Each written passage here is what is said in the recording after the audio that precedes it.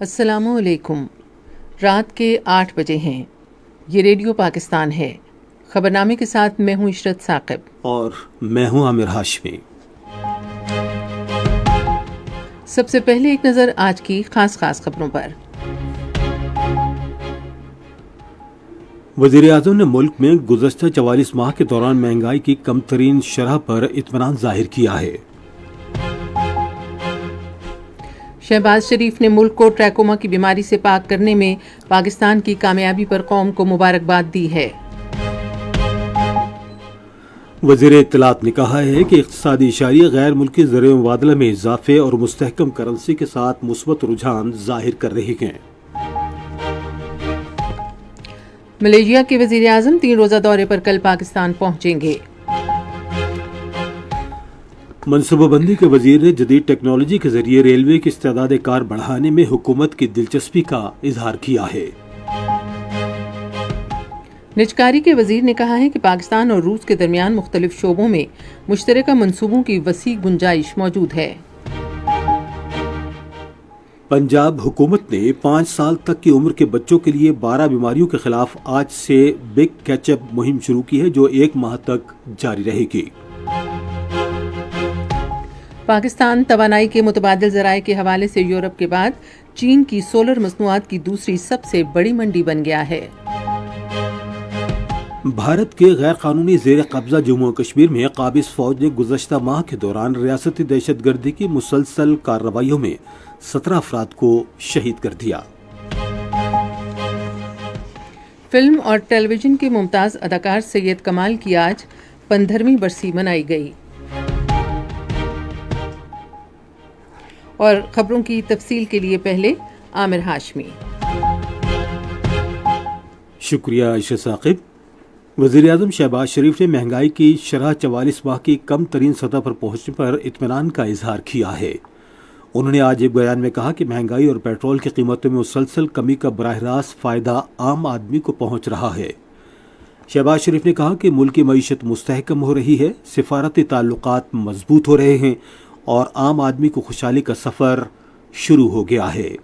انہوں نے کہا کہ عالمی مالیاتی فنڈ کے پروگرام پر عمل درآمد سے معیشت میں مزید استحکام آئے گا۔ پاکستان ادارہ شماریات کے مطابق وزیر اعظم شہباز شریف کی قیادت میں حکومت کی دانشمندانہ معاشی پالیسیوں کے نتیجے میں ملک میں مہنگائی کی شرح گزشتہ 4 سال میں 6.9% کی کم ترین سطح پر آ گئی ہے۔ گزشتہ ماہ مہنگائی کی شرح 6.93% ریکارڈ کی گئی، جبکہ اس سال اگست میں یہ شرح 9.6% تھی۔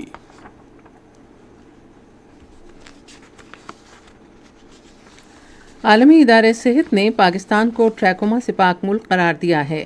پاکستان میں عالمی ادارہ صحت مشن کے سربراہ نے آج اسلام آباد میں ایک تقریب میں وزیر اعظم شہباز شریف کو ایک تہنیتی مراسلہ پیش کیا۔ وزیر اعظم شہباز شریف نے تقریب سے خطاب کرتے ہوئے کہا کہ پاکستان کی اس کامیابی پر پوری قوم مبارکباد کی مستحق ہے۔ انہوں نے اس کامیابی پر وزارت صحت، صوبائی حکومتوں، NGOs اور ماہرین کی کوششوں کو سراہا۔ انہوں نے ملک سے پولیو اور ہیپاٹائٹس کے خاتمے پر بھی زور دیا۔ وزیر اعظم شہباز شریف آج اسلام آباد میں نائب وزیر اعظم اور وزیر خارجہ اسحاق ڈار کے گھر گئے اور ان کے بڑے بھائی خضر حیات کے انتقال پر ان سے تعزیت کا اظہار کیا۔ وزیر اعظم نے سوگوار خاندانوں سے دل ہمدردی اور مرحوم کے لیے درجات کی بلندی کی دعا کی۔ وزیر داخلہ محسن نقوی بھی اس موقع پر وزیر اعظم کے ہمراہ تھے۔ وزیر اطلاعات و نشریات عطا اللہ تارڑ نے کہا ہے کہ اقتصادی اشاریہ مثبت ہیں، زر مبادلہ کے ذخائر میں اضافہ ہو رہا ہے، روپیہ مستحکم ہو رہا ہے اور مہنگائی میں کمی ہو رہی ہے۔ آج اسلام آباد میں ایک نیوز کانفرنس سے خطاب کرتے ہوئے انہوں نے افسوس ظاہر کیا کہ ایک مخصوص جماعت اس عمل کو نقصان پہنچانا چاہتی ہے۔ انہوں نے کہا کہ جماعت اپنے مقاصد میں کامیاب نہیں ہوگی۔ انہوں نے کہا کہ عالمی برادری بھی اس بات کی توثیق کرتے ہوئے ملک کی معاشی پالیسیوں کی تعریف کر رہی ہے۔ وزیر اعظم کے دورہ امریکہ کو انتہائی کامیاب قرار دیتے ہوئے وزیر اطلاعات نے کہا کہ اقوام متحدہ کے جنرل اسمبلی سے شہباز شریف کے خطاب کو غیر معمولی اہمیت دی گئی، جو پاکستان کے لیے باعث اعزاز ہے۔ بین الاقوامی سطح پر فورن پالیسی کی جو یہ کامیابی ہے کہ اقوام متحدہ کی جنرل اسمبلی سے وزیر اعظم کا خطاب عالمی رہنماؤں میں سب سے زیادہ خطاب وہ دیکھا گیا، تو میں یہ سمجھتا ہوں کہ یہ تقریر ایک توانا آواز تھی فلسطین کاز کے لیے، ایک زوردار آواز تھی، اور مسلم امہ کی ترجمانی کی گئی کہ پاکستان ہمیشہ سے مسلمانوں کے مسائل کو اٹھاتا ہے، اجاگر کرتا ہے۔ ایک سوال کے جواب میں وزیر اطلاعات نے کہا کہ اسلام آباد میں ایس سی او کے سربراہان حکومت کے اجلاس کا انعقاد پاکستان کے لیے اعزاز کی بات ہے، جو ملک کے مثبت تشخص کو اجاگر کرنے میں سنگ میل ثابت ہوگا۔ ملیشیا کے وزیر اعظم داتو سری انور ابراہیم 3 روزہ دورے پر کل پاکستان پہنچیں گے۔ ملیشیا کے رہنما اپنے پاکستانی ہم منصب شہباز شریف کی دعوت پر پاکستان کا دورہ کر رہے ہیں۔ داتو سری انور ابراہیم کے ہمراہ وزراء، نائب وزراء اور اعلیٰ حکام پر مشتمل اعلیٰ سطح کا وفد بھی ہوگا۔ دورے کے دوران وہ وزیر اعظم محمد شہباز شریف سے ملاقات کریں گے۔ فریقین تجارت، روابط، توانائی، زراعت، حلال صنعت، سیاحت، ثقافتی تبادلوں اور عوامی رابطوں سمیت مختلف شعبوں میں پاک ملیشیا تعلقات کو مزید مضبوط بنانے کے وسیع ایجنڈے پر تبادلہ خیال کریں گے۔ وہ علاقائی اور عالمی امور پر بھی تبادلہ خیال کریں گے۔ پاکستان اور ملیشیا کے درمیان تاریخ، ثقافت اور عقیدے کے رشتوں سے منسلک مضبوط دو طرفہ تعلقات ہیں۔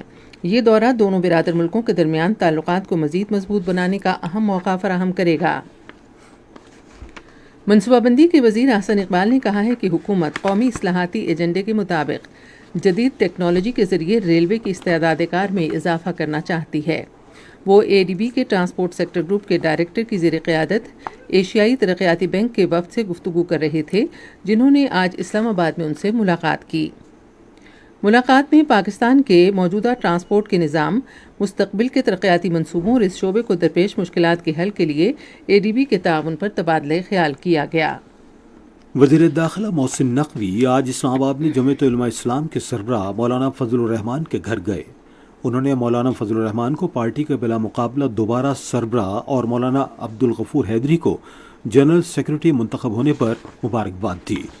محسن نقوی نے پارلیمانی بالادستی اور جمہوری اقدار کے فروغ میں مولانا فضل الرحمان کے کردار کو سراہا اور انہیں ایک دانش مند، تجربہ کار اور بصیرت افروز سیاستدان قرار دیا۔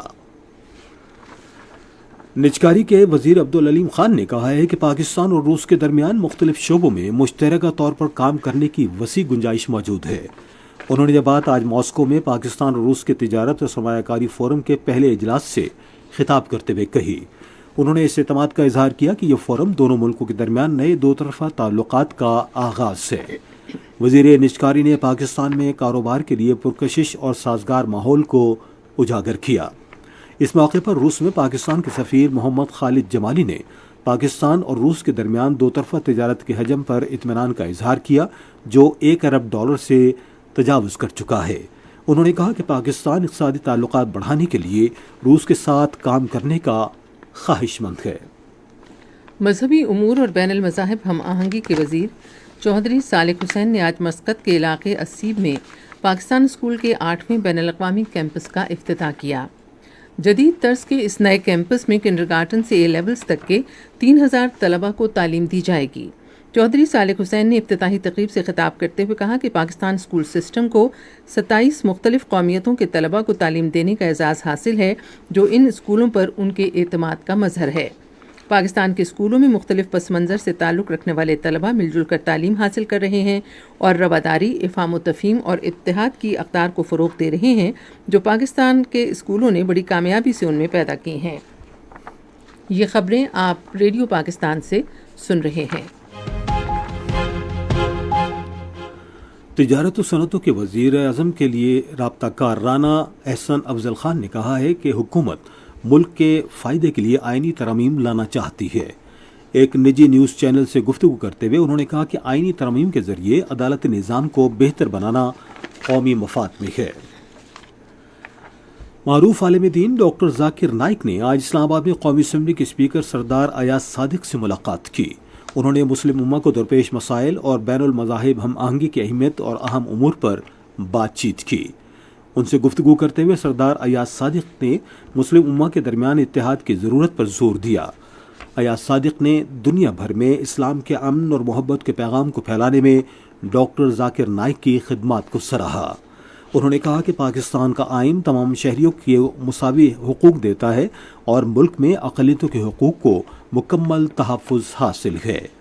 ڈاکٹر ذاکر نائک نے اس موقع پر کہا کہ اسلام امن، محبت اور بھائی چارے کا مذہب ہے اور ان کی تبلیغی خدمات کا مقصد دنیا بھر میں اسلام کے امن اور محبت کے حقیقی پیغام کو اجاگر کرنا ہے۔ انہوں نے اسلام کی حقیقی تعلیمات اور مسلمانوں کے درمیان اتحاد کے فروغ میں پاکستان کے کردار کو سراہا۔ ڈنمارک کے سفیر جیکب لینف نے آج اسلام آباد میں موسمیاتی تبدیلی کے بارے میں وزیر اعظم کی رابطہ کار رومینا خورشید عالم سے ملاقات کی۔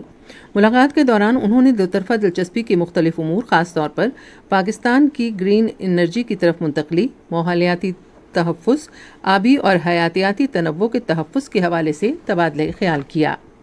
رومینا خورشید نے سمندر، حیاتیاتی تنوع، آبی اور توانائی کے وسائل کے تحفظ کے لیے عالمی سطح پر کیے جانے والے مختلف اقدامات کی حمایت کے ذریعے ماحولیاتی کارروائی کے لیے پاکستان کے عزم کو اجاگر کیا۔ سیکرٹری خارجہ آمنہ بلوچ نے پاکستان کے آثار قدیمہ اور کثیر جہتی ورثے کے تحفظ کے عزم کا اعادہ کیا ہے۔ وہ آج اسلام آباد میں پاکستان کے آثار قدیمہ اور کثیر جہتی ورثے کو اجاگر کرنے کے موضوع پر بین الاقوامی کانفرنس کے اختتامی اجلاس سے خطاب کر رہی تھیں۔ انہوں نے اس بات پر روشنی ڈالی کہ کس طرح وادی سندھ اور گندھارا کی قدیم تہذیبیں جو موجودہ پاکستان میں پروان چڑھی ہیں، جدید معاشرے کو متاثر کرتی رہیں۔ سیکرٹری خارجہ نے ورثے کے تحفظ کی اہمیت پر زور دیتے ہوئے کہا کہ قدیم ثقافتوں میں جدت، لچک اور بقائے باہمی کی قدریں آج بھی اہم ہیں۔ چین کے بیلٹ اینڈرائڈ گروپ نے سندھ میں ماحول سے متعلق منصوبوں میں سرمایہ کاری کو فروغ دینے میں گہری دلچسپی ظاہر کی ہے۔ اس دلچسپی کا اظہار چائنا بیلٹ اینڈرائڈ گروپ کے چیئرمین وینگ ژاؤ کی سربراہی میں چینی وفد نے آج کراچی میں سندھ کے وزیر اعلیٰ سید مراد علی شاہ سے ملاقات میں کیا۔ ملاقات کے دوران وزیر اعلیٰ نے وفد کو سندھ، خصوصاً کراچی میں سرمایہ کاری کے متعدد مواقع کے بارے میں بتایا۔ چائنا بیلٹ اینڈرائڈ گروپ کے چیئرمین وینگ ژاؤ نے اس موقع پر اظہار خیال کرتے ہوئے کہا کہ چینی سرمایہ کار ماحول سے متعلق منصوبوں کے علاوہ الیکٹرک گاڑیوں کے پلانٹس میں سرمایہ کاری میں دلچسپی رکھتے ہیں۔ ملاقات میں الیکٹرک بسیں، پیٹرول اور بجلی سے چلنے والی موٹر سائیکلز اور کواسی الیکٹرک بائکس بنانے کے لیے کٹ پلانٹ کے قیام سے متعلق امور پر بھی تفصیلی بات چیت ہوئی۔ گورنر خیبر پختونخوا فیصل کریم کنڈی نے کہا ہے کہ صوبے کے عوام دہشت گردی کے خاتمے کے لیے متحد ہیں۔ وہ آج پشاور میں شہید کانسٹیبل برہان علی کو خراج عقیدت پیش کرنے کے لیے تقریب سے خطاب کر رہے تھے، جنہوں نے مالم جبہ میں ایک دہشت گرد حملے میں جام شہادت نوش کیا۔ فیصل کنڈی نے یہ بات زور دے کر کہی کہ شہریوں کے جان و مال کا تحفظ حکومت کی اولین ترجیح ہے۔ انہوں نے خصوصی طور پر کانسٹیبل برہان علی کی تعریف کی، جنہوں نے بین الاقوامی مہمانوں کی حفاظت کرتے ہوئے جان کا نذرانہ پیش کیا۔ اس موقع پر آذربائیجان، ایران، پرتگال، بوسنیا، ایتھوپیا، قازقستان، روس، Vietnam, Uzbekistan, Zimbabwe, Tajikistan, Indonesia اور روانڈا کے سفارتکاروں نے مشترکہ طور پر برہان علی کے اہل خانہ سے تعزیت کا اظہار کیا۔ گورنر نے سفارتکاروں کو شکریہ ادا کرتے ہوئے کہا کہ دوست ملکوں نے اس اقدام سے دہشت گردی کے خلاف جنگ میں پاکستان کے عوام، پولیس اور سیکورٹی فورسز کی قربانیوں کو اجاگر کرتے ہوئے سراہا ہے۔ پاکستان توانائی کے متبادل ذرائع کے حوالے سے یورپ کے بعد چین کی شمسی مصنوعات کی دوسری بڑی منڈی بن چکا ہے۔ چین کی فوٹو وولٹکس انڈسٹری ایسوسی ایشن کے مطابق پاکستان بہت تیزی سے روایتی طریقوں کو پیچھے چھوڑتے ہوئے توانائی پیدا کرنے کے جدید طریقوں پر منتقل ہو رہا ہے۔ پاک فوج نے ضلع قصور کے مضافاتی علاقے کے رہائشیوں کو علاج معالجے کی بہتر سہولتوں کی فراہمی کے لیے مفت طبی کیمپ کا اہتمام کیا۔ ڈاکٹروں اور طبی عملے نے صبح سے شام تک مریضوں کو مفت علاج معالجے کی سہولتیں فراہم کیں۔ دیہی علاقوں کے تقریباً 900 افراد نے مفت طبی کیمپ سے استفادہ کیا۔ مریضوں کو مفت ادویات اور غذائی سپلیمنٹس بھی فراہم کیے گئے۔ پاکستان کوسٹ گارڈز نے ایک بڑی کارروائی کے دوران بڑی تعداد میں اسلحہ اور منشیات قبضے میں لی ہیں۔ خفیہ اطلاعات پر گوادر کے علاقے موسا گوٹ میں تلاشی کی کارروائی کے دوران مختلف قسم کے پستول برآمد کیے۔ گوادر میں ایک اور کارروائی کے دوران 332 کلو گرام چرس قبضے میں لی گئی۔ بلوچستان کے علاقے ونڈر اور اتھل میں 44.5 کلو گرام ہیروئن قبضے میں لے کر 2 افراد کو گرفتار کر لیا گیا۔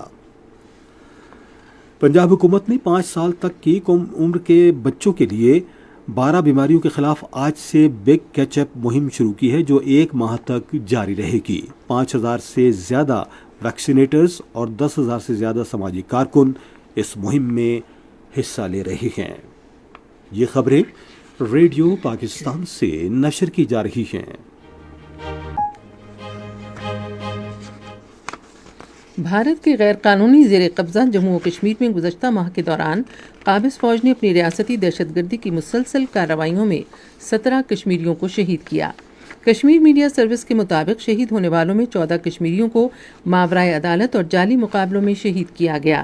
اس ماہ کے دوران محاصرے اور تلاشی کی 151 کارروائیوں اور گھروں پر چھاپوں کے دوران کم از کم 200 عام شہریوں اور سیاسی کارکنوں کو گرفتار کیا گیا، جن میں سے بیشتر کے خلاف پبلک سیفٹی ایکٹ اور غیر قانونی سرگرمیوں کی روک تھام کے کالے قوانین کے تحت مقدمات درج کیے گئے۔ کل جماعتی حریت کانفرنس نے ان کارروائیوں، گرفتاریوں اور کشمیریوں کے ماورائے عدالت قتل پر شدید تشویش کا اظہار کیا ہے۔ کل جماعتی حریت کانفرنس کے ترجمان ایڈوکیٹ عبدالرشید منہاس نے سری نگر میں جاری ایک بیان میں تنازع کشمیر کے فوری حل کا مطالبہ کیا۔ ادھر قابض حکام نے آج ڈھونگ اسمبلی انتخابات کے آخری مرحلے کے موقع پر صرف شمالی کشمیر میں بھارتی paramilitary central armed police force کی 400 اضافی کمپنیاں تعینات کی ہیں۔ یہ کمپنیاں مقبوضہ علاقے میں پہلے سے موجود بھارتی فوج اور بارڈر سیکیورٹی فورس کے اہلکاروں کے علاوہ ہیں، تاکہ جموں و کشمیر پر بھارت کے جابرانہ قبضے کو مزید مضبوط کیا جا سکے۔ سری نگر جموں شاہراہ پر متعدد چوکیاں قائم کی گئی ہیں اور کشمیریوں کی نقل و حرکت پر نظر رکھنے کے لیے تمام سڑکوں پر سخت تلاشی لی جا رہی ہے۔ گزشتہ 24 گھنٹے کے دوران محصور غزہ پر جاری اسرائیلی حملوں میں 23 فلسطینی شہید ہو گئے ہیں۔ گزشتہ اکتوبر سے اب تک غزہ میں شہید فلسطینیوں کی تعداد 41,600 سے زائد ہو گئی ہے۔ روس نے اسرائیل سے مطالبہ کیا ہے کہ وہ لبنان سے اپنی افواج نکال لے، حملوں سے مشرق وسطیٰ میں پرتشدد کارروائیوں میں اضافہ ہوگا۔ ایک بیان میں روس کی وزارت خارجہ نے کہا کہ ماسکو لبنان پر حملے کی مذمت کرتا ہے۔ اسرائیل نے جنوبی لبنان میں زمینی کارروائی شروع کی ہے جس میں حزب اللہ کو نشانہ بنایا گیا ہے۔ ذرائع ابلاغ کے اطلاعات کے مطابق اسرائیل نے جنوبی لبنان میں زمینی کارروائیوں میں دیہی علاقوں پر حملے کیے۔ جاپان کی پارلیمنٹ نے شیگیرو ایشیبا کو نیا وزیر اعظم منتخب کر لیا ہے۔ 67 سالہ شیگیرو ایشیبا کو فومیو کشیڈا کی جگہ منتخب کیا گیا ہے۔ ادھر وزیر اعظم شہباز شریف نے مسٹر شیگیرو ایشیبا کو جاپان کا وزیر اعظم منتخب ہونے پر مبارکباد دی ہے۔ سوشل میڈیا پلیٹ فارم پر ایک بیان میں شہباز شریف نے کہا کہ وہ جاپان کے ساتھ پاکستان کے شاندار دو طرفہ تعلقات کو مزید مستحکم کرنے کے لیے وزیر اعظم شیگیرو ایشیبا کے ساتھ مل کر کام کرنے کے خواہاں ہیں۔ تھائی لینڈ کے دارالحکومت بینکاک کے قریب ایک اسکول بس میں آگ لگنے سے خدشہ ہے کہ 20 سے زائد بچے ہلاک ہو گئے ہیں۔ سرکاری ذرائع کے مطابق بس میں 44 طلباء اور اساتذہ ایک مطالعاتی دورے پر جا رہے تھے کہ بس میں آگ لگ گئی۔ حادثے کی وجہ جاننے کے لیے تحقیقات جاری ہیں۔ آپ سن رہے ہیں ریڈیو خبرنامہ۔ اب پیش ہیں کھیلوں کی خبریں۔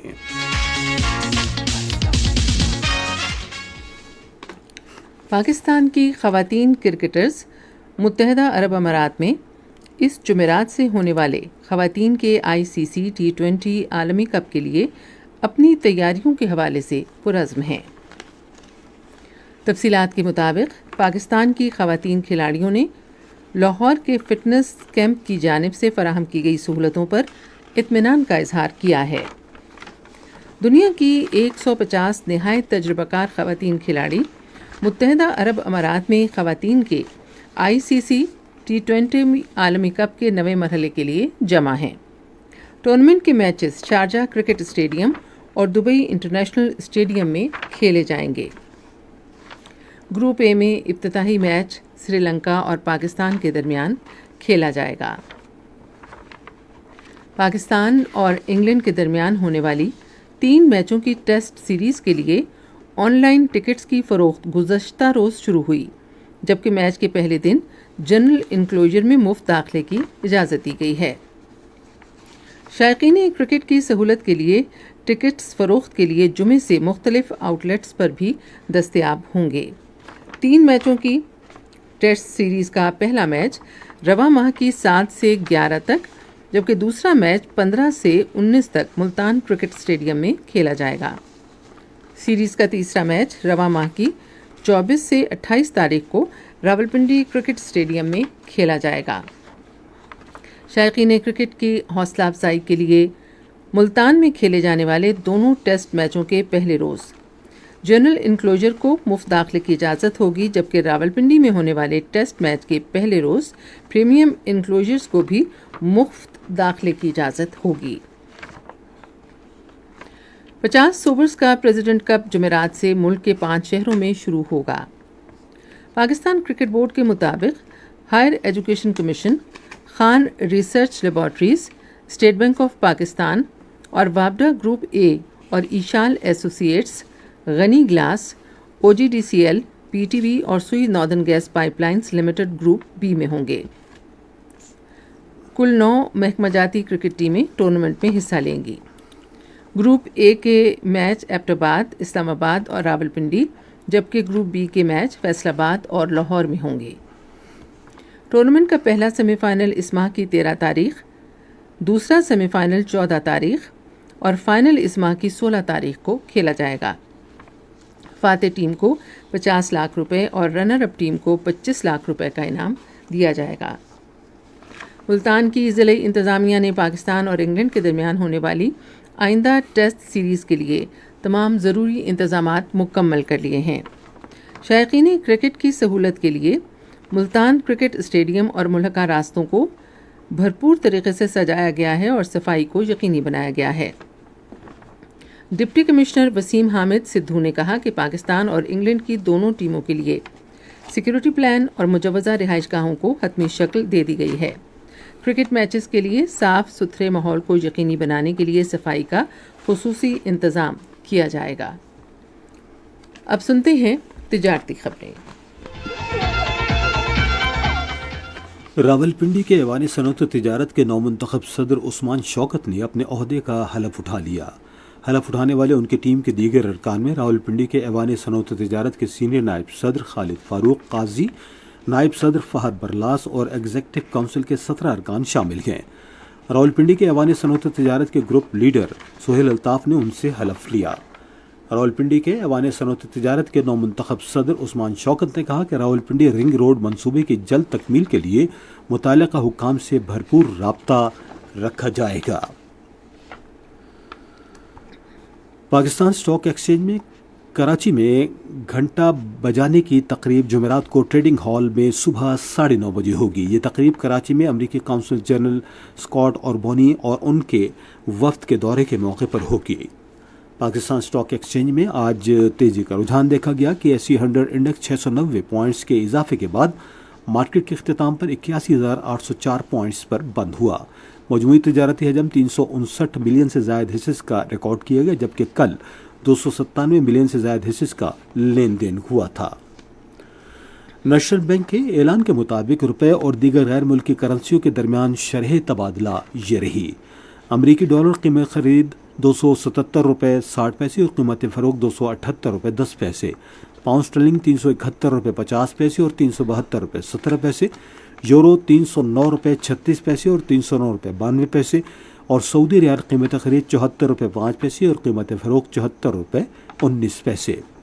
آج کراچی میں 10 گرام سونے کی قیمت 2,36,930 روپے رہی۔ آپ سن رہے ہیں ریڈیو خبرنامہ۔ اب ہم چلیں گے فن کی دنیا میں۔ فلم اور ٹی وی کے نامور اداکار سید کمال کی آج 15ویں برسی منائی گئی۔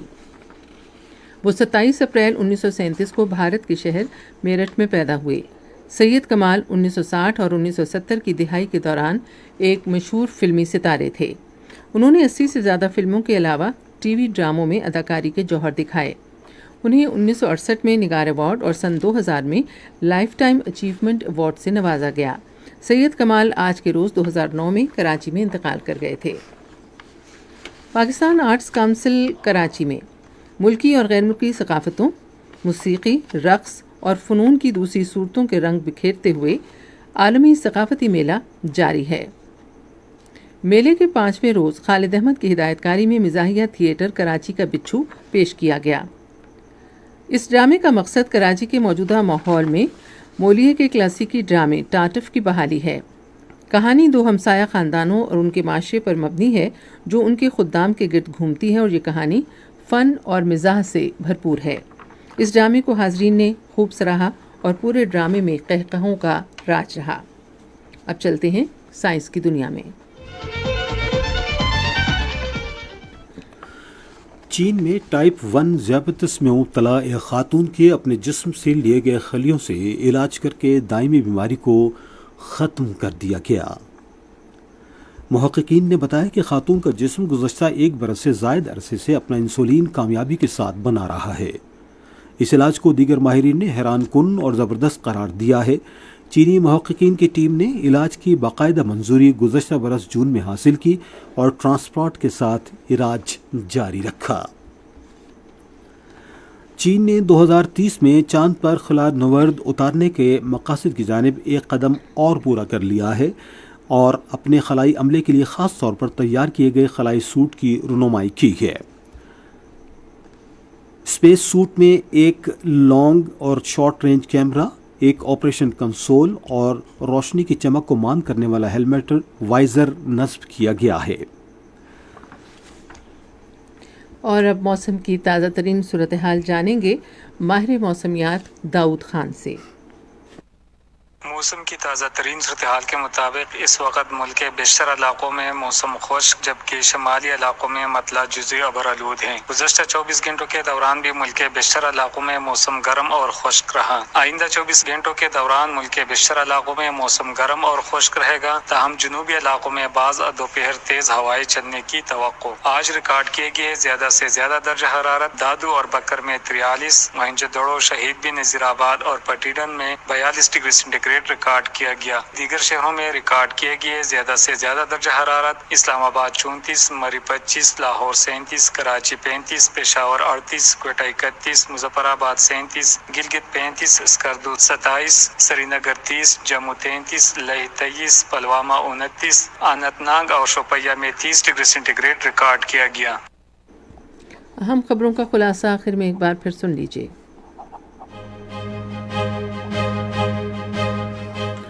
وزیر اعظم نے ملک میں گزشتہ 44 ماہ کے دوران مہنگائی کی کم ترین شرح پر اطمینان ظاہر کیا ہے۔